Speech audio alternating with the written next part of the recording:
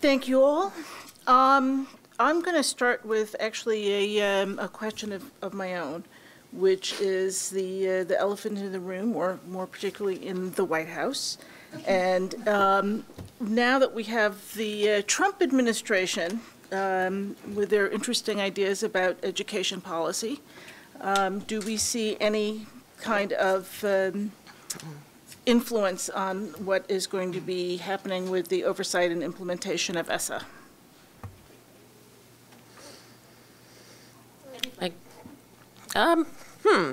I'll start with that. I guess this is a be careful what you wish for situation, because for folks who are involved in the development of ESSA and the notion of the secretarial prohibition against so many things, I think we might have had a certain mindset about a previous administration. And so it is definitely not what we bargained for. But I think if there was at least some degree of agreement that part of the intent of the law was to move more of the responsibility and accountability and effort to the state and local level, then in some ways that becomes noise at the margins. And I'm not sure that there will be an appreciable difference in relation to that. The one thing I think that we will see is there's a little inconsistency in the reviews of the plan so far and the feedback that's been provided.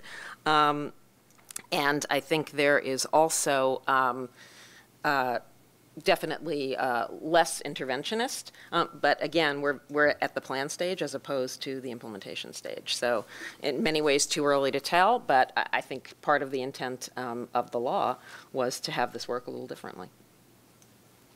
I think there's two areas we're looking at that I think will serve as barriers to some of the successful implementation. One of them is budget. The administration released their budget proposal for this year, and similar to last year, it proposes to zero out funding for Title II for professional development for educators, and also funds in higher ed that support teacher and leader preparation. This kind of uncertainty and instability, it has an impact down at the state and local level as they're planning. Correct me if I'm wrong, I think about a third, it might be more, of states are planning on using the 3% leadership set aside in Title II to support principals. Some of them are looking at principal residencies, particularly principal residencies for schools identified for identification support. So the budget cuts or the proposed threats around loss of funding in these areas have implications as states and districts start planning around these efforts. The other piece is some of the policies outside of ESSA have an impact on what happens in schools. So whether it's immigration policies, transgender youth policies, rise in hate speech or other bullying and harassment, they all have implications for what students come into school with every day, and some of the and that teachers and other educators are expected to respond to. And so I think it's important to look at ESSA implementation within the context of threats to funding cuts and within the context of some of the other policies that are coming out of the administration. Okay, we have a question on climate surveys.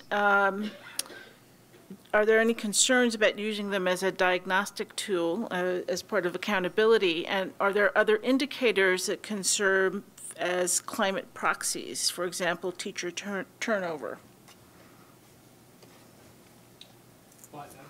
I'll just say we did advocate for the inclusion of climate surveys. We like that, and it is in the Illinois plan, though it's like the Illinois plan is 75% academic indicators, 25% school and community and other things.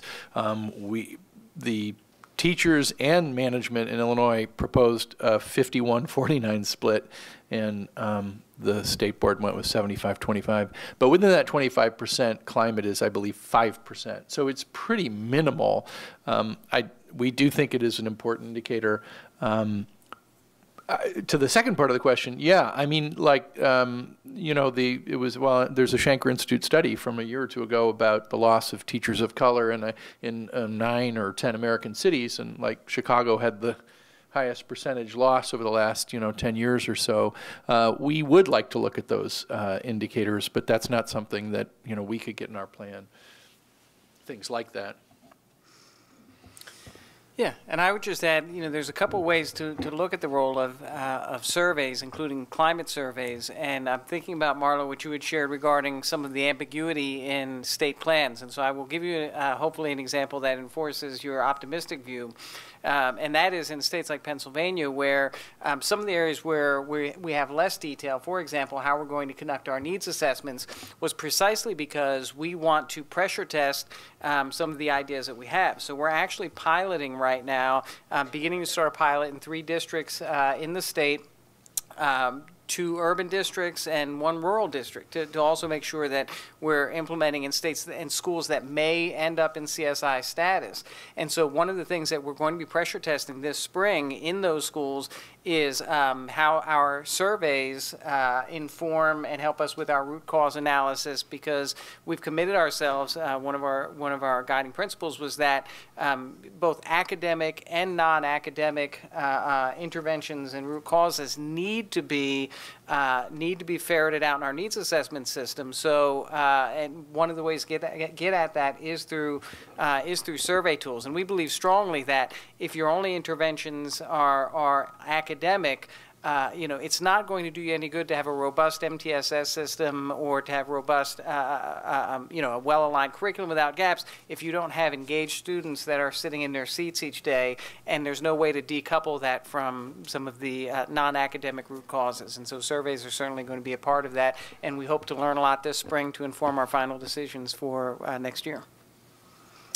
A couple quick things to add, right? I think a number of states also, to use them, are testing them out for diagnostic purposes first. I think to use them for identification purposes, you also have to assume that the school has the capacity or the ability to improve performance on that. So teacher retention is tricky. There's some district level policies that might make it a challenge for a school to retain teachers, but at the same time, that's important information if you have high mobility of teachers and of students as well. And so a number of states are looking at this once schools are already identified, or for schools that aren't identified, as diagnostic indicators to identify what the appropriate support or intervention is.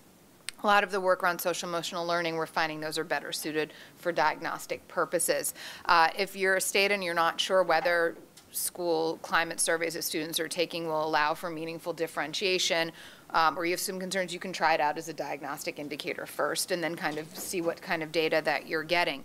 The other piece is also just how you're looking at the data. So even suspension and expulsion data might tell you something about a school overall, but what you don't know is if it is high rates of suspension or expulsion or disparities, is it experienced school-wide? Is it concentrated at a certain grade level or certain classrooms? And then, so it's really how you're looking at the data. And then the other piece is if you're going to measure it, you should have a plan for how you're going to support schools and districts in addressing it. So if it's chronic absenteeism, what resources are you providing to your districts and schools to address it if they're not doing well? So that's the last thing I'll say, is that if you were using it as an indicator, there should be a plan along with it as to how you're going to support districts and schools that are struggling on that indicator. Thank you. This question is for Marla. Is there a compilation of best practices of ESSA plans? And then there's a comment that in a different administration, you might expect them to do this, and in a different Congress, the Education Committee might do this, but. So I'm going to have to crowdsource the answer to that, because to my knowledge, there is not a compilation of best practices and ESSA plans as of yet. And I think that sort of litany of organizations that did reviews that I read shows the diversity of things that people are interested in reviewing the plans. So I am not aware of that. I think that there are a number of ought to be best practices that have been proposed. I don't know that any plan analyses, and I'd be interested if others on the panel or in the audience have thoughts, are actually compiling that. But LPI is one example of a great source of things that can be best practices. Yeah, I think, as Marla said, it's important to look at the lens through which different organizations are evaluating plans. So for us, we haven't done a full sweep of all 50, but for example, we did a report on best practices around the 3% set aside within Title II, and we looked at what the research said is effective leadership practices, and then looked through state plans to see whether they lined up with that. And that's the lens through which we looked at state plans. I think every organization that has put out an assessment of state plans, I think you have to ask, what are they valuing in state plans, and is that the same thing that we're valuing as well? And I know there are some organizations, not limited to those that have done a review of state plans, but support organizations. So CCSSO provides direct supports to all of the state chiefs, and they've done work around trying to capture some of the best practices in career readiness indicators. And some of that is really there's not a lot of clinical research out there in that space yet, but they're certainly leading at least environmental scans in that world. Also with state report cards and what are elements of state report cards that are grounded. Again, best practice may be the wrong word because a lot of this work is still relatively recent. I don't want to give the misimpression that it's clinical research, but certainly some organizations are providing resources, and we as a state have appreciated and tapped into that as part of also informing our plan. Thank you. We have a request for clarification. How can governors fail to sign off on ESSA plans? There is an assumption that such approval is obligatory. So apparently it's not. Not something I actually thought about until we started seeing reports in the press of governors who didn't sign on. So you can look at the sort of range of examples. The plans are submitted by the state education agency, right? So that's the authoritative signature. So if you look at a relatively new governor like John Bel Edwards in Louisiana, who disagreed with the person who's responsible statewide for education, a guy by the name of John White, then he would not sign on because he thought there was lack of meaningful engagement, there was not an effort to reduce testing, there was not a lot of clarity on the fifth indicator, and on and on and on, right? So, and then if you look at a state like Maryland, where again, governor may not be exactly the same party as some of the education advocates and others in the state, he didn't sign on because he said it's not ambitious enough, right? So the reason is basically because the authority that has to submit the plans is the state education agency and not the governor. I don't know if there's more to it. Let's see, we have a question here. If Illinois dismisses teacher comments, what chance do parents realistically have to be heard? Especially if the parent works 2 jobs and can't make it to State House hearings. Do you have any tips for parents? Yeah, well, there are some really great parent community organizations in the last few years that have really gained more prominence, especially I think around things like the opt-out movement, school to prison pipeline, things like that. So for instance, in Chicago and suburbs, actually, Raise Your Hand is a group. Wendy Catton, some of you might know her work. Really smart, thoughtful analysis and really great advocacy, and they actually do a good job of getting press, you know, and you'll see them quoted in the Tribune and the Sun-Times, or hear them on the radio in reference to something, say, CPS is wanting to do. I mean, and I think, you know, we try to really partner with parents. You know, we're pretty good at sending people to, you know, board meetings and hearings and things like that, but the state makes it really hard. I mean, it's hard for us. You know, we often will get requests. I mentioned like 200 meetings we've been to where we always try to send a practitioner first rather than IFT staff. And it's almost impossible because, one, they certainly won't give any remuneration. They won't pay a sub pay. You know, it's in Springfield at 12 noon on a Thursday in March. You know, it's just, you know, not possible. So, you know, there were open like online forums, you know, and they got thousands of feedback, you know, comments and things from parents and educators. But, you know, I would say also one other thing is actually we do, you know, we have a democratically controlled legislature. And they are often horrified when we go to them and say, what ISB is doing.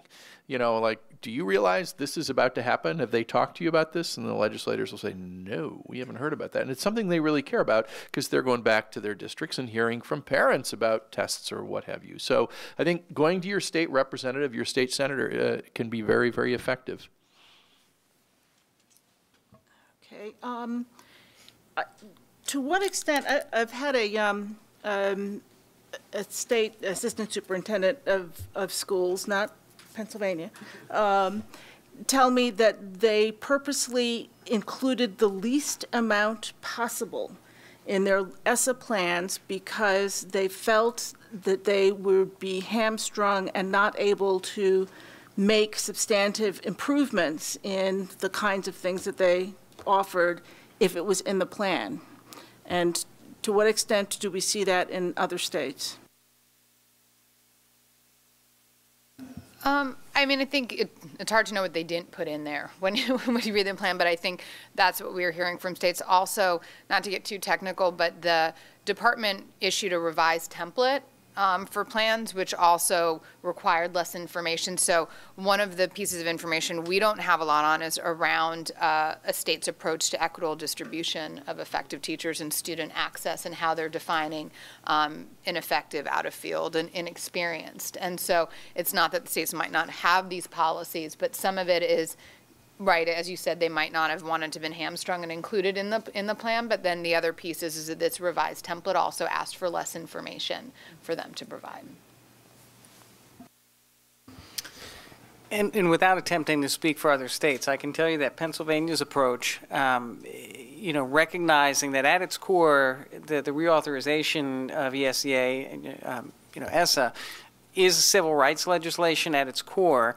And we felt tremendous responsibility to provide as much detail as possible in the way that we're going to ensure equity for all students, and attempted to do so as a priority, while at the same time acknowledging, as I shared before, there are certain areas that we want to make sure that we can continue to pilot, can continue to collaborate with partners on before we operationalize. And so I think there was a balance, an intentional balance there, as explicit as possible, especially around areas of equity and accountability, but at the same time allowing for, I mean, because you figure it's less than 2 years for states to make a lot of very important commitments around their systems, and I think we want to make sure we're responsible in how we approach that work.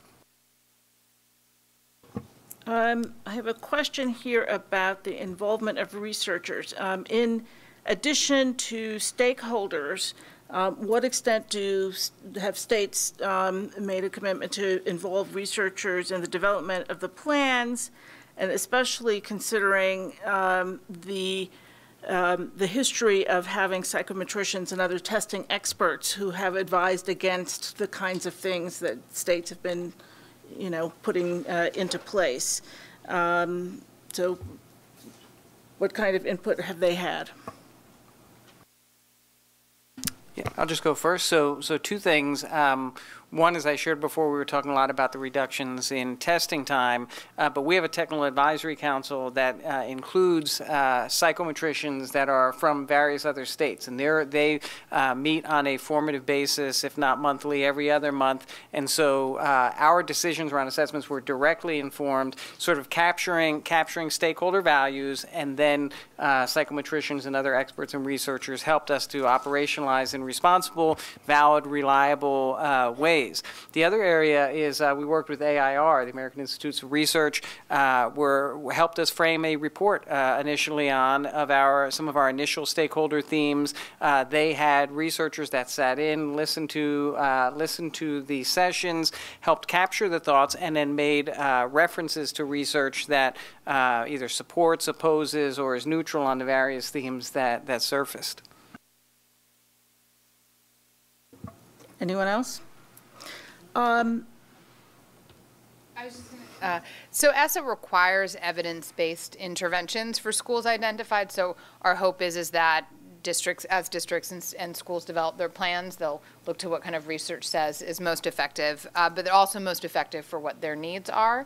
And I think it also depends on the issue. I think when part of the reasons I think a number of states might not yet be ready to take advantage of the assessment pilot is kind of allowing the time for that consultation to get that whatever information that they need. And so it's been a pretty heavy lift for states to get these plans done. So our hope is that their partnership with researchers and constantly communicating with practitioners, that they'll continue that as they implement ESSA.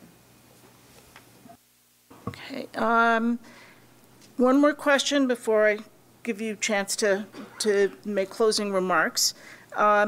So with, in addition to climate surveys that look at student experiences in schools, the research shows that the context and conditions of teachers and within schools is also very important in terms of student achievement and overall school stability. Are there plans that you're aware of that include measures of school working conditions as an indicator of quality?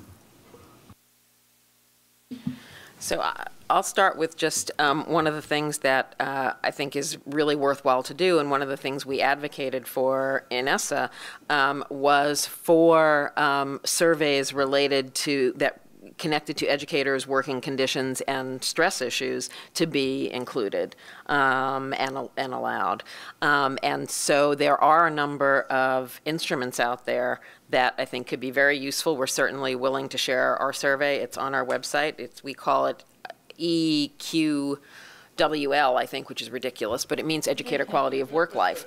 And it does get into a whole bunch of conditions that impact educators' ability to do their jobs every day. And one of the most disturbing things that we found in doing that particular survey I think the first time we did it was about 3 years ago, and then just repeated, was the incredible increase in the number of educators who say that they feel stressed in their jobs on a daily basis. And so it's a really important thing to look at, and there are ours and other instruments out there to help. And I would just add, I mean, I think, like Marla, you highlighted things going forward that we can do and have to keep doing, right? This isn't the end of things with ESSA. So, I mean, that's an area I think where we have to continually do more work. And so in Illinois, that's not explicitly in the ESSA plan, but a couple years ago, when they passed a sort of a follow-up bill to our real kind of draconian Performance Evaluation Act, one of the things we were able to get in, the union's push for this, was for school climate surveys where the faculty and staff and where parents and administrators would all, rate this. We were trying to get Eric Hirsch's work in North Carolina, for instance, and I think I, met him here. The state ended up adopting one done by the University of Chicago consortium, and so it's okay. It's problematic because it was so Chicago-based. They rolled it out, and people in Peoria were saying, "What does this mean? This doesn't make sense to us." But I have to say, it was highly opposed by school leadership, school management. They don't, and they still don't want these surveys done. So I mean, that's a sort of bridge that needs to be crossed. Thank you. Any final thoughts, Matt? Sure. No, again, appreciate the opportunity to be here. Thank everyone who's here today, particularly those of you that are down in the trenches, working closely with our parents and our students, and and making a difference that's going to move our trajectory in the years ahead. I think I would close with managing expectations around the role of SEAs, and I think we see the role of the department in creating the conditions that allow parents, educators, community and business and industry members to do great things for kids. And we will be successful if we design the systems that ensure that every student, and regardless of zip code, regardless of where they live, is in a school that is serving them well. And it's our job to create those conditions that allow communities to do great things. And we think we've taken an important first step forward in Pennsylvania, and we're looking forward to even better things in the years ahead. Dan? Well, thank you again for the whole, I actually learned a ton, so I really appreciate that. You know, I also want to say, like, I think I was pretty negative about the Illinois ESSA plan, and I still feel that way. But, you know, there are things that are better than what we had before in it. So, you know, the addition of chronic absenteeism, which is something we really pushed, is one of the indicators. So that's a good thing. There are, you know, there are things like, for us, you know, we really pushed hard on, for English language learners, the indicators for them under the Illinois ESSA plan is basically expectations of, like, they're in the regular expectations for achievement on test scores after 5 years. And I mean, just that's an area where the research shows, you know, you're looking at 7 to 10 years is a much more reasonable time frame for them. So we're going to continue to push those things. I think, Marla, as you pointed out, I mean, this is, you know, is it a coherence document? Is it a political statement, right? It's all of those things, but we have a lot more, I think that's a really good frame to think of it. You know, we collectively have a lot more work to do around making it a coherence document and something that can actually improve teaching and learning. We're going to keep at that. I know we are. For us in Illinois, I think, frankly, we're not going to have a lot of success at really, truly being heard until we have a new governor. I mean, it's just the political reality for us, which come November, from my point of view, hopefully will happen. So thank you. Thanks again. Jessica. Yes, thank you. We're very appreciative panel. Thank you all very much for this opportunity. I think the only thing I'll end with, one thing that we're looking for is, even though the implementation of ESSA is really just beginning, we're also thinking about the next reauthorization of ESEA. And so over the next however many years, one of the things that we'll be looking for are, what are promising practices that we would like to see in the next reauthorization supported and scaled up? And what are some barriers or some not so successful things that we're seeing in ESSA implementation that we want to either protect against or address in the next reauthorization? So I think the bill in and of itself needs to be a system of continuous improvement, and I think there'll be a lot of lessons to be learned with all the freedoms that states and districts have now. I think it's a really ripe opportunity to learn a lot about best practices and not so best practices. Thank you. Marla? Thanks to everyone for sticking through this conversation. I think I want to end on a note about the context of ESSA.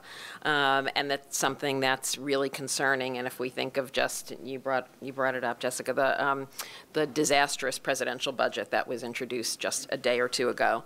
So if we think of where we are right now, education as a fundamental institution of American democracy, I believe, is under threat. So it's really important to focus on this law and its implementation and its impact in states. But I think that we have a much larger battle to fight right now, and that battle really is for the role of public education in our society. And that leads me to say that in any of this work, and certainly in moving forward and maximizing ESSA, we need allies, and our continued work of all of us with allied organizations, with parents and community and families in the places where schools are is going to be incredibly important. We saw 80,000 report cards that we got to deliver to Betsy DeVos last week. People care, and we need to keep our voices being heard in a really challenging time. Please join me in thanking the panel for a really interesting discussion.